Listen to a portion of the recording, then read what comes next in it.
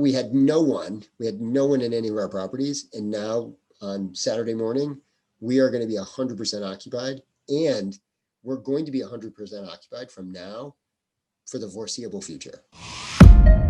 Welcome to Slick Talk, the hospitality podcast where we discuss all things hospitality, hotels, and business. You can find us online at slicktalkthepodcast.com and on every podcast listening platform.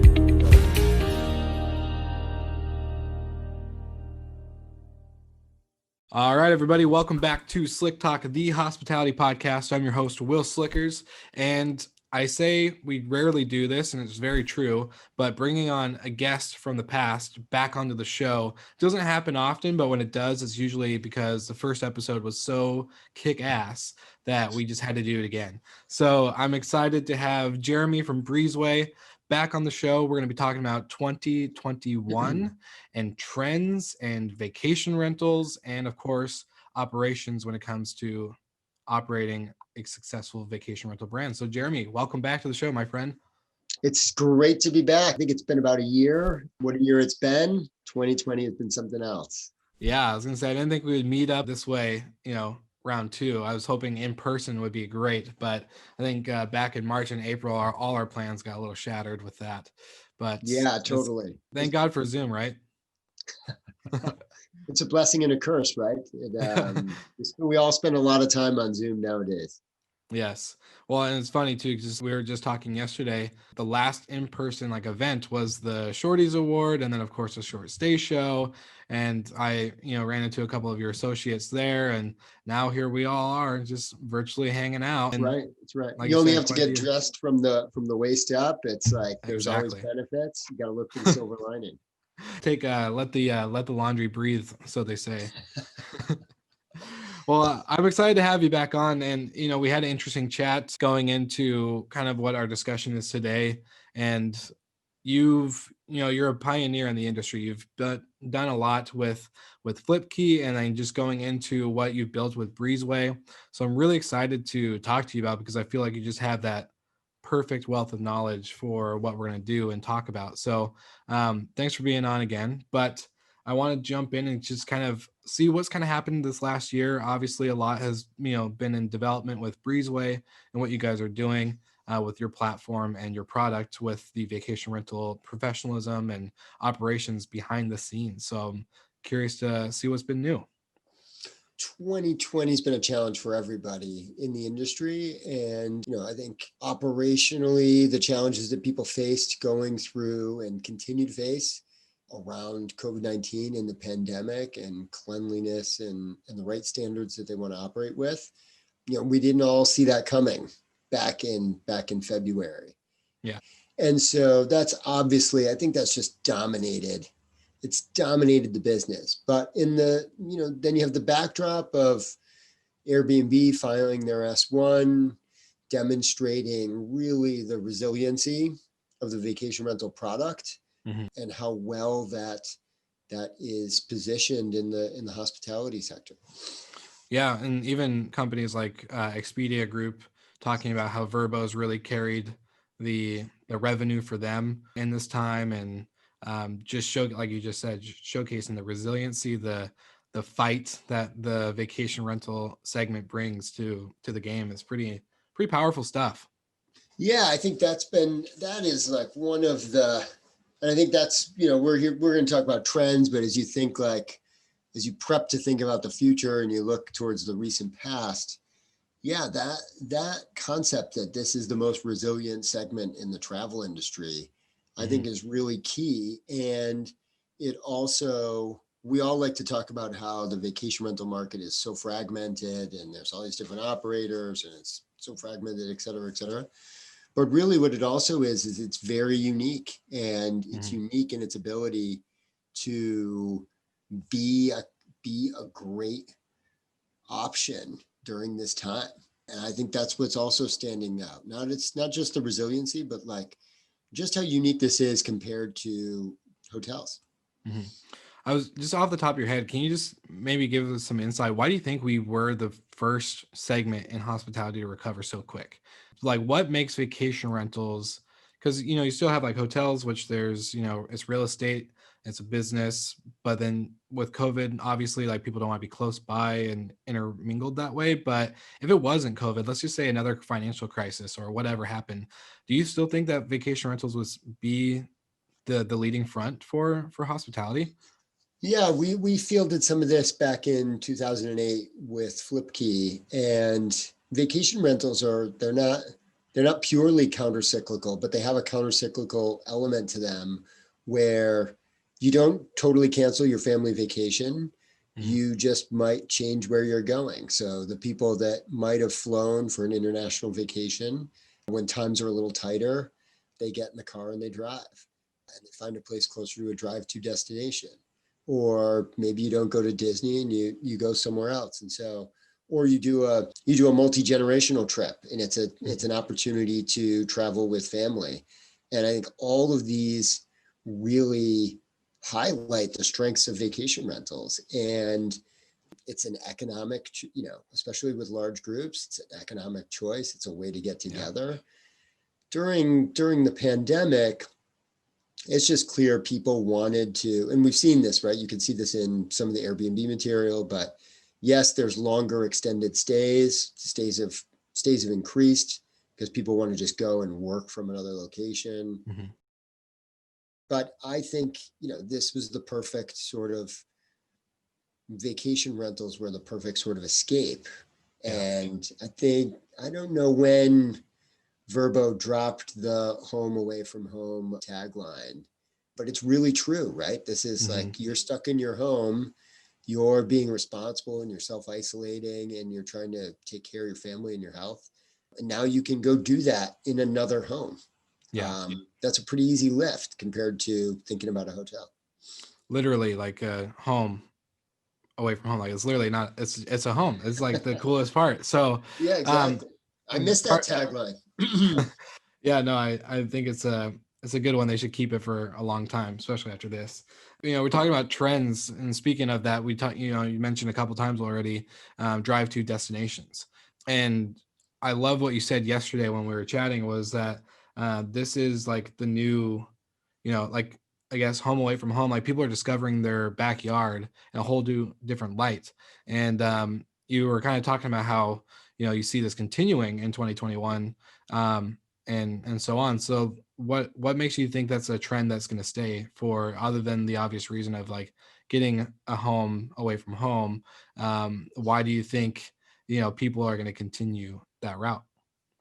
I think we talked about this a little yesterday, right? There's going to be this obvious bump in people have been cooped up, and for sure they're going to want to get on a plane when they feel comfortable to do so and go far away and be in a spot that's really different from where they've been for the Hmm. last year.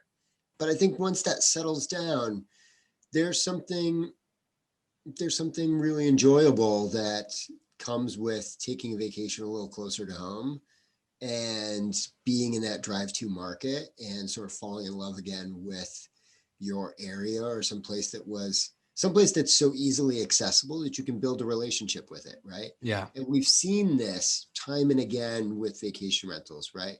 Not only multi-generational travel, but you keep going back to the Outer Banks for your vacation with your family.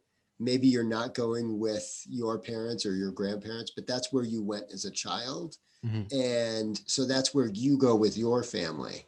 And you just keep returning back to the same place. And I think this is an opportunity where people are starting to forge those same connections. So I think it's going to be resilient and it's going to stay that way. This sort of lift in sort of the popularity of vacation rentals as an option, I think it's going to stay. I think Yeah. there's an argument in 2021. That's the new baseline that people Yeah. have discovered. More people have come in, they've discovered, and they like this travel option and they see how easy it is.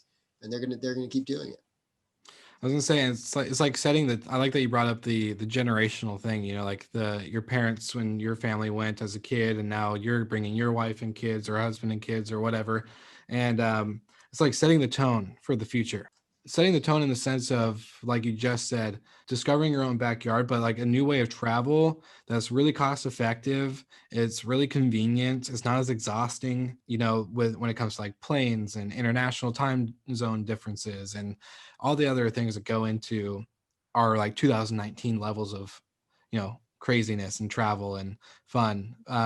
So I think Yeah. it's really, really cool to actually think about that light Yeah, of, I think it's the same thing, right? I think why would we think that? I mean, if you look at the material, right? People believe that work is going to change fundamentally Mhm. post-pandemic, that remote work and the way we work is fundamentally going to change. Why would we think that, work will change and these other aspects of our life will have a permanent sort of lasting effect because we've discovered something new, Yeah. but that the way we travel won't change, will just like magically go back to the same way it was before. Yeah. I don't think that's realistic. All the people that have, gone on RV trips, does that Mhm. mean they're all going to go out and buy RVs in 2021? No, but Probably not. are they probably not, but they're not going to go buy RVs, but like, will they have discovered something really interesting and probably turned into, repeat customers to RV shares or to taking RV trips? I think that's hard to deny. Yeah. And like I've seen a couple of like new ones pop up, like the van life of, rise, and people like converting buses and vans and like still doing that drive to destination, but really just bringing like the accommodation with them.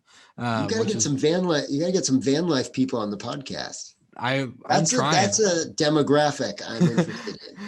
I'm trying. Trust me, there's a company here in Seattle, so I'm working on it. Soon to come, Nice. Slick Talkers. All the audience listening, be careful. Watch out.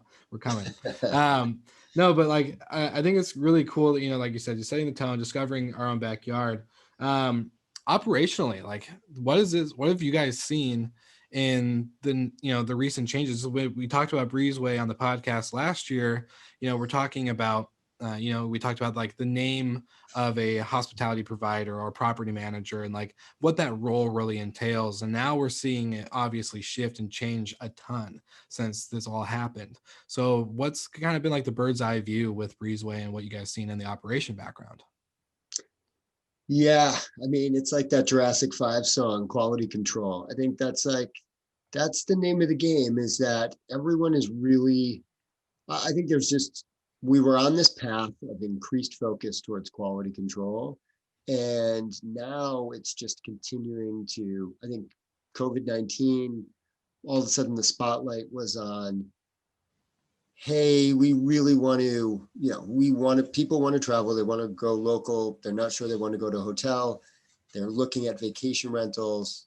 Are they safe? Are they going to be clean? Cleanliness and safety became synonymous.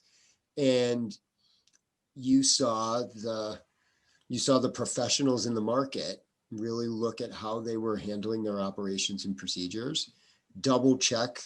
We talked about this over the summer a lot in the marketplace, which was like, you really didn't see the professional vacation rental managers, hospitality providers who've been doing this for a long time, that run great businesses. Lots of those people are our clients. They're not suddenly like putting on the brakes and saying, I have to do everything different. These Yeah. are people who have been carefully and very diligently cleaning and preparing properties for the next people and the next guests who are coming in for years. They've Yeah. been doing it for 20 years. Like they have a procedure in place to do this. I think what most people who fit that category did was they said, okay, let's look at this, at what's happening. Um, there's COVID-19. We want to make sure people don't get it. What do we have to do to tweak our existing procedures to be even more diligent in the face of, a global pandemic, where we want to make sure our staff and our guests and our owners are staying safe? So what we saw was most people in the professional side of the market tweaking their existing policies, making small changes, making adaptations to their existing operations to make sure they were doing a really good job, double checking, crossing your T's. But even just doing that, your listeners and people who are in this business know the margin of error is really small on the operations side of the business.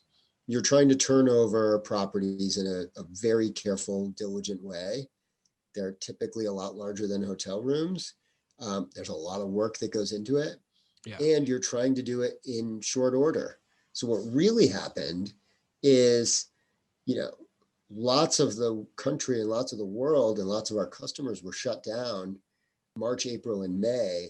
And then as the restrictions lifted, they went from 0 to 100%, like right away in a matter of like 2 days. We had no one in any of our properties. And now on Saturday morning, we are going to be 100% occupied, and we're going to be 100% occupied from now for the foreseeable future, because there was so much pent up demand and they've been canceling and moving reservations out.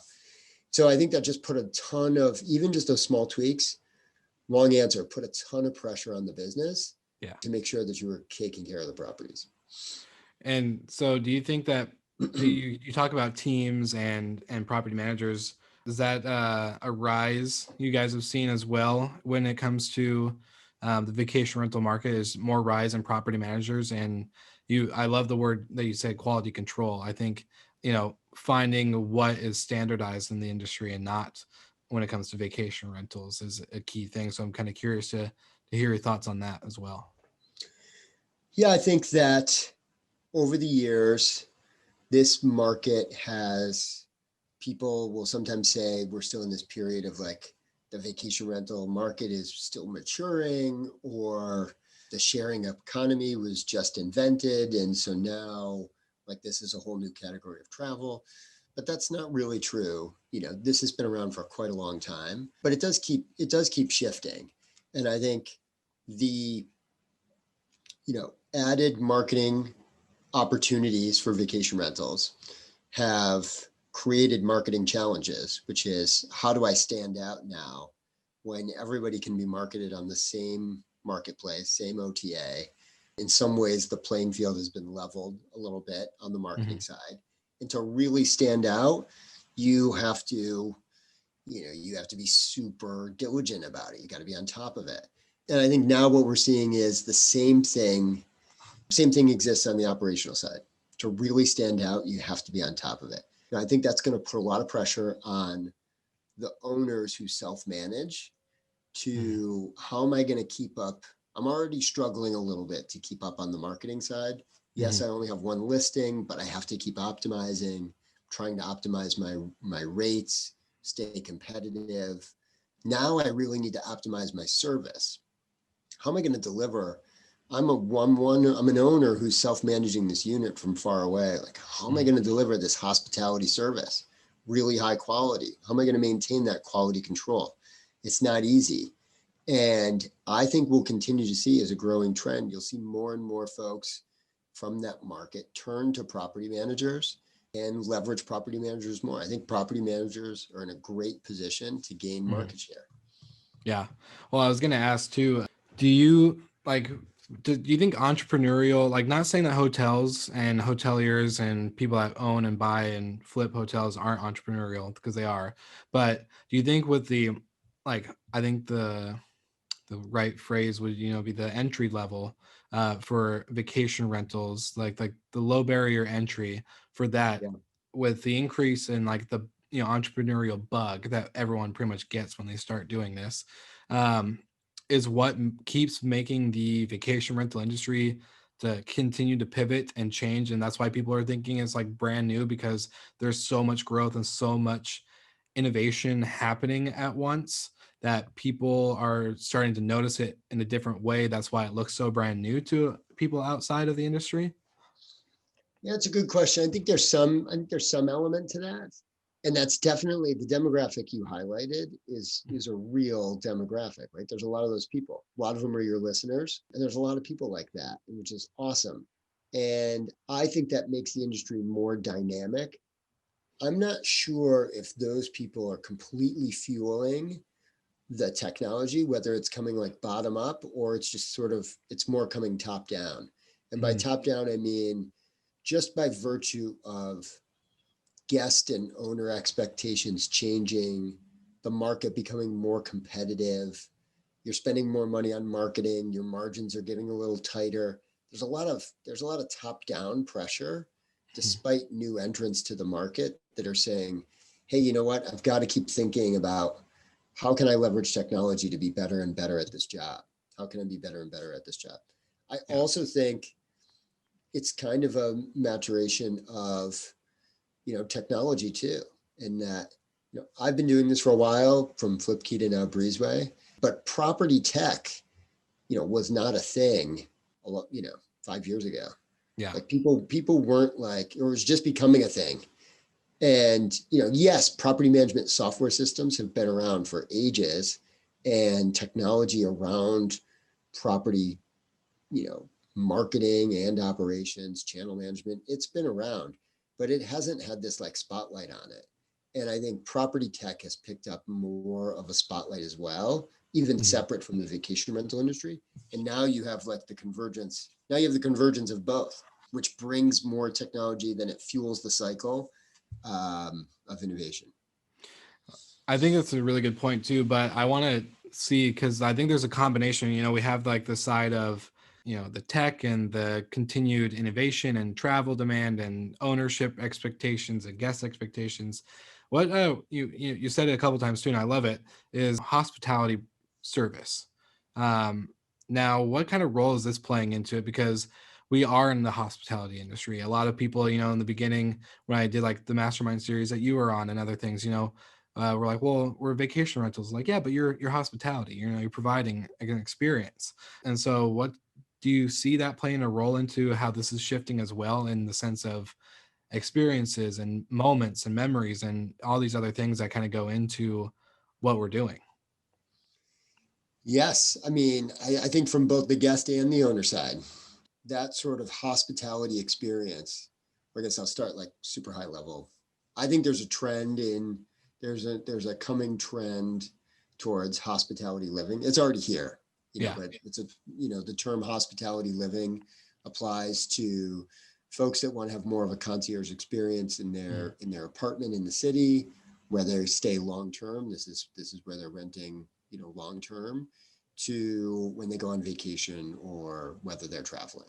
Right. I think there's a great quote. I don't hope I didn't say this on your last podcast, but because I haven't thought about it for a while, but about, there's a big real estate office, commercial real estate owner saying that, what WeWork taught everyone was that we're in the hospitality business as commercial office, as even in the commercial office space, we're in the hospitality business. And that's what we need to be delivering to our tenants, even in the office space context, which I think is like, that's super, to me, that's very, very interesting, because that is demonstrative of this convergence. And what does hospitality mean? It means service, and it means that's what you really have to deliver. So I think we're going to see a ton of movement there, where you see hospitality providers, property managers, hosts and responsible operators getting more involved in the stay post-arrival and pre-checkout. And I think we're only scratching the surface of that, right? This is beyond, do you need me to drop off a bicycle or an umbrella or, beach chairs? I think this is really getting deeper and deeper into that vacation rental experience while you're at the property, and helping guide that entire experience. We know Airbnb is focused on experiences while at the property. We know the OTAs are keenly aware that, growing the experiences portion of their business is a major opportunity, but they're seeing that and reacting to that, because that's what the guests, they're reacting to the market demand from guests for that. Yeah, that's really interesting, because I think, the more people are shifting away from hotels, and going to vacation rentals during this time, they're missing that kind of interaction, that little experience, that just little differentiator that makes you feel like, like I'm wanted here, I'm welcomed. It's like that warm, fuzzy feeling we all get. I want to know. It's so interesting though. Like, I didn't mean to cut you off, but it's so interesting that like, you think about that, and then you start to think about mid-stay cleans. Yeah. But the home is such an important part of that experience. It's very easy, and hotels know you are not spending the whole day at the hotel room. Yeah. They know you are getting out and going, and they're going to have plenty of time during the day to come in and refresh and do a cleaning and set things up. Really challenging in the vacation home context because the home is such a big part of the experience. You might not be leaving. Yeah. So how are we going to coordinate that, and how are we going to get in there and really provide that service? We saw a lot of that during COVID-19, right? Like you have a broken, even just the safety, keeping your staff safe while you're trying to deal with a property issue during a stay, and trying to time and understand, like, how can we get in to fix the ice maker when we're trying to remain distant and leave our guests alone? Super challenging. Yeah, no, very true. And I wanted to highlight a certain thing. Obviously, I talked about the barrier, to entry was pretty low, but I want your opinion on this because, a lot of businesses in the hospitality space or not in the beginning of this COVID-19 stuff went out of business, like closed permanently, done. Like we can list a couple that everyone knows, like Stay Alfred's gone, all these other places are gone. So do you think now with the current inventory, what does this look like continuing into 2021? Do you think we saw like those bad operators that kind of like weren't professionalized, weren't doing things like, having noise monitoring or breezeway or anything like to have a functional property, quality control type property, to now the ones that are still here, still thriving, still leading the industry forward? Do you think that's going to be I guess like playing a big role into 2021 and how, the future of STR looks as we continue to, project further? Yeah, I think you'll see some of that. Jordan and the team at Stay Alfred, they really cared about their business, and I think Yeah. they were great operators. It's disappointing and unfortunate to see them go out of business. I think what you'll see is, and you're right, there are a lot of other ones. They're not alone. There are a lot of other operators who have really struggled, tons. And I think, look, as an entrepreneur myself, like it can be easy to get caught sideways, and you're talking about trying to navigate the worst crisis in modern, travel history. There's nothing really like it, where, revenue plunges to zero for an extended period. Yeah, overnight for an extended period of time. Yeah. And literally people are, restricted from using your product. It's super hard, challenging thing. So I don't think a lot of these folks were bad operators. I think they just got caught in a bad spot. And I think that also, I guess to your real question, yes, I think you will see, we're seeing it. And I won't say in all the ways that it's happening, but I guess I'll hint at a couple. You're seeing that a sort of macro effect of people are more, which is I think beneficial for Breezeway. People are much more interested in the efficiency of their operation and making sure that they are running things smoothly. It can be a tough margin business. And the better you can operate, monetize the work that you're doing and be efficient about it, the better off you'll be. And so I think you're also seeing some of the big operators reconsider, whether or not they want to build all their technology. Do they want to buy some technology? I think there was a trend a few years ago of, everybody building in-house. That still continues. It can be economical depending on who you are and what you're trying to accomplish. But I think a lot of other people are starting to think like, okay, I need to put together what's important to me and my business. And now I need to put together the right tools to optimize those pieces of my business, which I think will also lead to the continuing trend away from an all-in-one solution to, every company thinking very diligently about what pieces of the business are important to them and picking and choosing the right tools to get the job done. Are you talking more like all-in-one solution, as in like a PM property management software that has a breezeway capability that has a API for this, or are you talking like a bunch, just an open API for all of them to be a plug and play for any kind of operator? Well, it would be great. I don't think we'll move to in the hotel space, which is a little, which has a pretty mature ecosystem of software. Yeah. Middleware and those open APIs are fairly common now. I don't know if we'll move to that sort of a system where all the PMS companies want to just have this open standard with everybody. Mm-hmm. Tend to think we're probably not going to get there.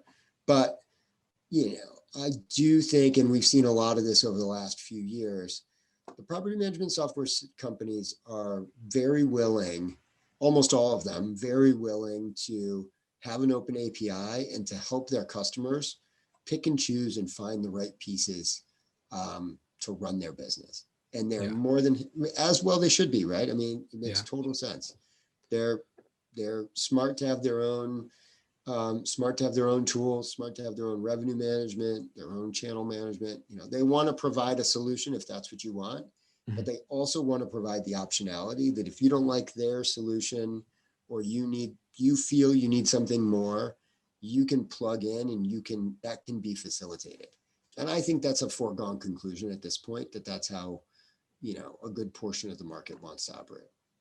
Yeah. And I think like with I don't know if it's a trend, but really the flexibility that we've seen now with, COVID-19 providing to the industry, a lot of hotels are being more flexible with cancellations and non-refundable rates, and booking windows are shortened, and vacation rentals are seeing the flexibility as well. Like the more flexible we are to the guests and, all that, it plays a role into a flexibility of our operations, flexibility of being able to pick and choose, like you said, having the option available or having it become included, I think is pretty key. And totally. I think this was exacerbated by COVID. I know it was, but we released a new product this year, feature enhancement for dynamic scheduling, so that if you had a reservation, we pulled it over, you scheduled all your property prep and your guest communication around that reservation, and then the reservation moved. Instead of canceling all that, all of those tasks and workflows will move automatically with that reservation. And during COVID, that just started to happen, where reservations just kept getting stacked back and back as restrictions changed or people's travel plans changed. So many cancellations and then rebookings that, the scheduling was very, very fluid, or last minute ones, so many last minute reservations as markets opened up. And we saw a ton of that. So I think that's just a small way that like technology, when you try to put in the right tools in place, technology can really enable those types of more difficult workflows that, I think we're just going to continue to see. Dang, what the heck? Why am I just now hearing about this? I wish I had this when I was managing a hotel. Like, man, that's so nice. Hotels have that, but hotels don't have to worry quite so, it's such a different, it's going to be really interesting to see also coming out of, in 2021, as we move past this, we're all incredibly hopeful. We're going to move past this at some point. It's going to be really interesting as hotels were already hinting before the pandemic. They were already signaling that they realized they needed to change the way they looked at their inventory to be more responsive to consumer demand, to consumer interest, for unique, authentic experiences like you get when you're staying at a vacation rental. You can promise you that over the last 8 months, that sort of thinking has only accelerated among hotel providers, because they have seen what has happened over the course of 2020.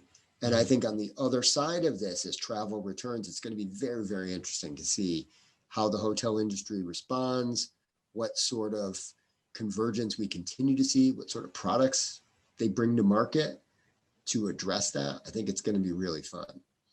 Yeah, no, and we've already seen like Homes and Villas by Marriott. Like It's a perfect prime example. Even though they were kind of doing that a little bit before COVID, they really amped it up during COVID. So it's just like one key example. But like you said, there's tons of hotels doing the same thing and or getting into. I liked what you said yesterday when we were talking, and I wanted to highlight this and kind of make Because we like, talk every day. yeah, every day. We're best friends. We're virtually having beers. It's good times. No, the way you looked at like 2021 and like we're talking about trends and operations and the quality control and like the rising standard and professionalism in the industry. I like how you broke 2021 down into a 6-month period block, right? The first 6 months still going to be ran and controlled by COVID. The last 6 months, a full restart, a refresh in a sense. So I want to hear other trends, other maybe some insights, things that you're thinking like that will continue or will escalate or will maybe become something brand new. One that's been on our mind is, in 2020, and I think a lot of the trends, it's impossible, right? 2021 is not going to be a normal year. No. Even if we were done with the pandemic, 2021 wouldn't be a normal year because it's going to come after 2020. Yeah. Right. And so, I think any trends that you think about the future, you have to take 2020 heavily into context. And I think one that sort of happened in 2020 was this concept of cleaning and safety becoming synonymous because they had to, because we were worried cleanliness and how well you did that job now was really heavily correlated and tied to the safety of your guests, owners, and staff. And so it made sense for those two to be really tight together. I think that will be decoupled in the second half of 2021. And as part of this increased focus on quality control and elevated standards, we will start spending a little more time talking about the safety of the property, the physical safety of the property, how well it's being maintained. And I think that will, in 2021, that's going to turn into a trend, and one that, barring another,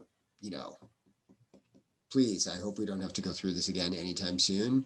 Barring something like this, I think this will be a main focus of the industry over the next few years. And really thinking about, everybody has a vested interest in this. The OTAs have a vested interest in quality control, not just cleanliness, but how the property is maintained and cared for, how you interact with the guest. Local regulators have a highly vested interest in how this goes too. They want to make sure that if the utilization of these properties, I think that's going to be, that's a whole separate trend, but I'll mention it as part of this context, which is like how these properties are used and part of a neighborhood and part of a local community is going to receive a little bit more scrutiny. Hasn't been lost on local regulators that vacation rentals are really popular. They're paying attention and they want to understand, hey, we need to know what's happening here. We need to understand how people are coming into our area and interacting with these properties. What's the impact with neighbors, et cetera. And one of the things they're going to be focused on is, okay, great, higher utilization of these properties. How well are they being maintained? They're not commercial properties, get that, but like what's happening? There's a lot of turnover. There's a lot of use. Are they being maintained in a safe way that everybody feels comfortable about it? And I think that's going to be, I think that's a massive trend that we're just still seeing the beginning of. Yeah. Well, for those regulators, they just need to listen to a podcast. Like that's it. They just need to hop on Slick Talk or Matt Landau's Unlocked or whatever, and just get on, get on the train. They need to learn. So this they do need to learn. They need to learn. I think they're willing to, though. I think not everywhere, but I think they are willing to learn. And I think, I just think they want to make sure that they're providing a great product to people who are coming and interacting with their area. And they want to make sure everybody's safe doing it, and it's a responsible part of their tourism playbook. But I do think we will see, that's been a little bit of a hodgepodge over the last 10 years of fits and starts and whack-a-mole of regulators in one area getting more serious, and then another one sprouts up. I think you'll just sort of start seeing it all sort of bubble up sort of everywhere, that this is something that's going to be on people's minds. Yeah. And I like that you brought up the fact of, like the OTAs have an interest in this, like the professionalism and how we're interacting with guests. But I think it's been cool to see too, because and from my point of view and perspective, 2019, 2018, saw a big movement of like support local, shop local, eat local, but not many people were doing it. And now with COVID being in place, everyone is like actually really doing it. They're not just posting about it on Facebook. They're like, yo, this restaurant needs your help. Like, go support local, stay local. And vacation Totally. rentals have been playing a huger role in the sense of they're not representing, the OTA or the property manager or the owner. They're representing their community. They're representing their neighbor in the sense of like, I live next door to a couple restaurant owners, or to the person that has the brewery down the street, or the coffee roaster, or the honey hive, like all these things. Now you're representing a community that really does need it. Like, the local movement is now like actually not a hashtag thing on Facebook. It's a legit movement of people operating and acting on, which has been the coolest thing. Cause like so many Airbnb operators, like people that, do like arbitrage or property management, they, could do it anywhere. They could be on the beach sipping a margarita and just be, doing what they want. But now they're really like showcasing their local community in a broader perspective, kind of like how hotels or other, tourist attractions do, right? They showcase the area, their destination. So it's kind of cool to see vacation rentals really jumping up that role. Yeah, and I think there's new initiatives in place, on the national level with VRMA and with other organizations to really reconsider, what is the relationship between vacation rentals, short-term operators, and their neighborhood and their local regulations. And I think we'll see a lot of that. And yeah, of course, yeah, couldn't agree with you more. People are much more aware of the impact that they can have on a local level to support their business and sort of support their community. Do you have a honey hive? Yeah, we do. Yeah. Like I want some of that.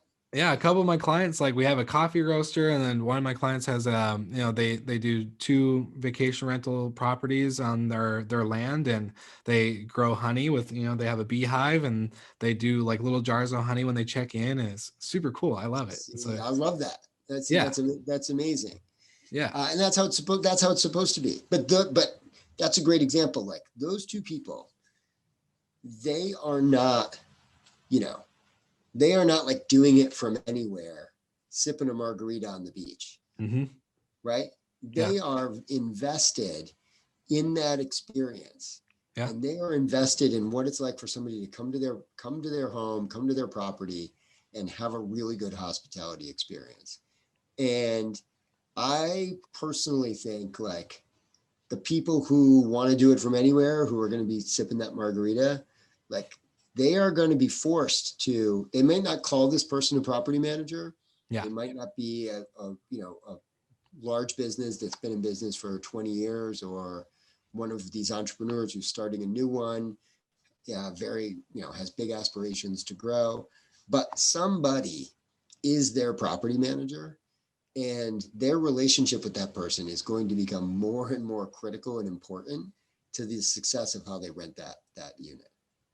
Couldn't agree more. And I love how sipping margarita on the beach became the analogy for that whole conversation. I don't know what that tells you. I mean, I would love to. Sipping a margarita on the beach sounds it sounds foreign to me at this stage. But that's aspirational. It'd be nice. Yeah, I was gonna say, we'll just change the virtual background to somewhere. Yeah, what and do you then mean? This is virtual.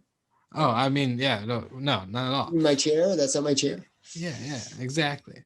No, that's awesome. Well, hey, I think this has been a great conversation. I've had a lot of fun. And you brought up some really good points that, I wasn't quite thinking about, to be honest, when it came to, the trends of, the operation and quality control, and like the actual properties quality, not the professionalism and the management and the ownership and the host. So I think it's something for everyone to keep an eye on. So slick talkers out there that are listening, obviously, come on, step it up, listen up. This is great stuff. So love Jeremy, it. anything like you want to leave the listeners with? I know there's a lot popping out through Breezeway. I like to give the, final moments where you guys get to share any initiatives or any just exciting news that you guys are working on for any of the Slick Talkers that want to find out more and kind of discover you. Yeah, of course. I appreciate that. We are a property, operations and service platform. The whole idea is, it's going to be hard to do this job. It's getting harder. And if you have some smart tools that can help you, you can really gain some efficiency and you can deliver a better experience. So we're working diligently on more and more automation. We've got some cool stuff coming out. We've added a lot to our messaging product. And I would just say for the Slick Talkers out there that, don't, because we've seen this happen a couple of times where some folks will say, well, yeah, that sounds like that's for really big businesses. That sounds like that's for these big enterprise property managers with hundreds of units. And sure, it is. But the fact is, like, people who have smaller inventory and they really want to dial it in, this is going to be more and more what's expected of you. And you should take every advantage that you have to operate just like the big folks. And so we're happy to talk to you about it. And we can tell you more. Perfect. Well, hey, I appreciate the conversation. And for anyone who's listening, everything in the show notes will be linked and you'll have access to everything we've talked about, anything that's mentioned, all the stuff going back to Breezeway. So you'll be at the, power of your fingertips right there. Jeremy, I want to say thank you one more time just for being on the show. And I appreciate all that you guys are doing. Thank you. Thanks a lot, Will. Of course.